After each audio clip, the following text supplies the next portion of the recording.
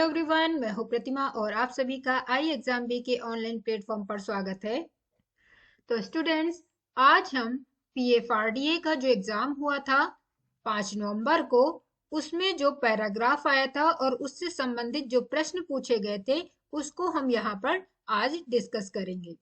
PFRDA में एक used car से संबंधित एक पैराग्राफ दिया गया था जिससे संबंधित कुछ प्रश्न पूछे गए थे और वो प्रश्न शब्दावली के थे। कुछ शब्दों को यहाँ हाईलाइट किया गया था, जैसे आप देख सकते हैं सेगमेंट, अनऑर्गेनाइज्ड, एस्टिमेटेड, इमेंस और एस्पायरिंग यहाँ पर हाईलाइट किए गए हैं, उनको उभारा गया है और इससे संबंधित प्रश्न पूछे गए थे। तो देखते हैं किस प्रकार से यहाँ पर प्रश्न पूछे गए थे। जैसे हमारा पहला प्रश्न है कि उपर्युक्त पैराग्राफ के अनुसार एस्टिमेटेड का पर्याय है, यानी एस्टिमेटेड का अर्थ आपको बताना था। तो एस्टिमेटेड का अर्थ अनुमानित भी होता है और प्राक्कलित होता है, जबकि अप्राक्कलित का उल्टा होगा यानी विलोम होगा। तो हमारा सही उत्तर जो होगा वो होगा चौथा विकल्प। 1 और 2 दोनों सही हैं। अगला प्रश्न देखते हैं। यहाँ पर अगला प्रश्न है कि उपर्युक्त पैराग्राफ के अनुसार अनऑर्गेनाइज्ड का पर्याय है। यहाँ पर अनऑर्गेनाइज्ड को भी उभरा हुआ दिखाया गया है और इसके विकल्प हैं असंगठित, गैर जमानती, प्रतिभूति, अमोचनीय, अद्यतन बनाना। तो इसका जो सही उत्तर होगा, अनऑर्गेनाइज्ड का मतलब होता है असंगठित। यहाँ पर जो दूसरे शब्द हैं उनके अर्थ इस प्रकार से होंगे, जबकि अमोचनीय को अंग्रेजी में कहते हैं अनरिडीमेबल। अद्यतन बनाना यानी अपडेटिंग। तो इस प्रकार से अन्य शब्दों के अर्थ होंगे। और हमारा अगला जो प्रश्न है वो है निम्नलिखित शब्दों में से इमेंस का पर्याय नहीं है। यहाँ पर आपको इमेंस का जो अर्थ नहीं होता है उसको बताना है।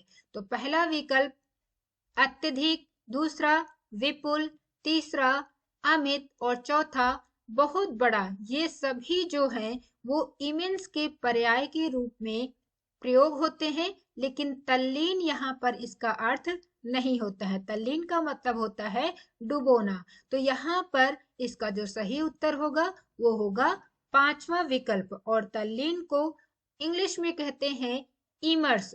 ध्यान देने वाली बात है कि इमेंस और इमर्स एक जैसे शब्द हैं। यहाँ हमारा अगला प्रश्न है, निम्नलिखित में से कौन सा शब्द एस्पायरिंग का पर्याय है। इस जो पैराग्राफ में एस्पायरिंग को देख सकते हैं यहाँ पर किस तरीके से यहाँ पर उसको दिखाया गया है और उसी से संबंधित प्रश्न बनाया गया है।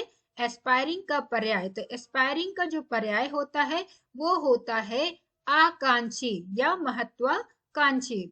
यहाँ पर प्रतिकूल का जो अर्थ है वो होता है एडवर्स। आक्रामक का जो अर्थ है वो है एग्रेसर। परसिस्ट यानी अपेंडिक्स। अभिक्षमता यानी एप्टीट्यूड। तो इस प्रकार से यहाँ पर एस्पायरिंग का जो पर्याय होगा वो होगा पहला विकल्प सही। हमारा अगला प्रश्न है, यहाँ पर निम्नलिखित में से कौन सा शब्द है जो सेगमेंट का पर्याय नहीं है।